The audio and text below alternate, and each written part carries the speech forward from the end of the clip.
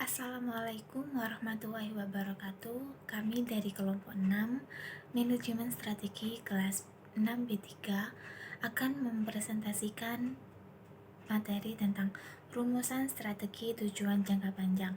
Saya Ayu Prapmitarova dengan dua rekan saya, Miftahul Jannah dan Yesi Rusilawati. Perencanaan strategi merupakan proses yang digunakan untuk mengevaluasi peluang dan resiko serta menentukan kekuatan dan kelemahan dalam usaha untuk mendefinisikan misi perusahaan, membentuk sasaran jangka panjang, dan merumuskan strateginya. Para manajer menjalankan perencanaan strategis dalam proses merumuskan dan mengimplementasikan strategi dalam upaya menyediakan nilai bagi konsumen untuk mewujudkan visi dan misi perusahaan. Selanjutnya ada tujuan jangka panjang. Arti dari tujuan sendiri adalah sesuatu yang ingin dicapai. Tujuan jangka panjang adalah sasaran jangka panjang yang ditentukan sebagai hasil akhir spesifik yang ingin dicapai sebuah organisasi dengan melakukan misi.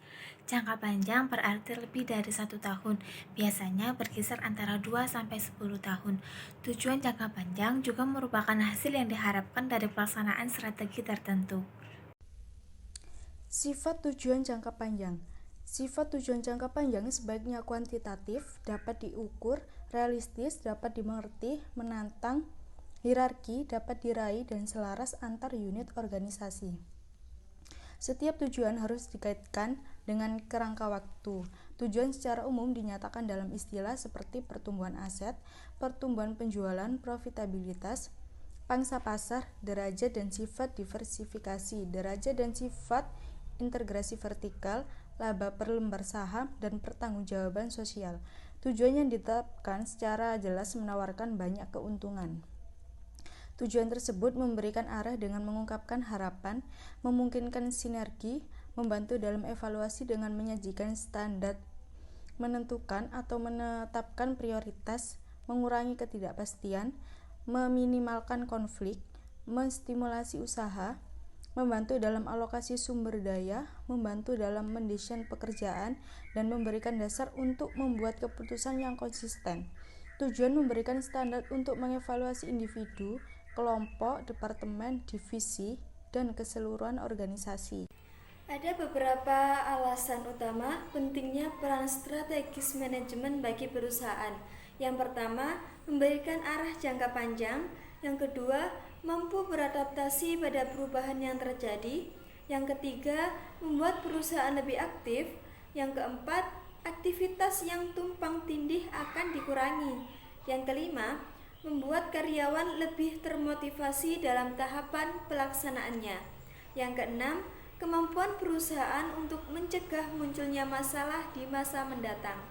Dengan manajemen strategis diharapkan strategi benar-benar dapat dikelola sehingga dapat diimplementasikan untuk tindakan dalam perusahaan. Kualitas sasaran jangka panjang. Kualitas sasaran jangka panjang yang baik ini seperti apa?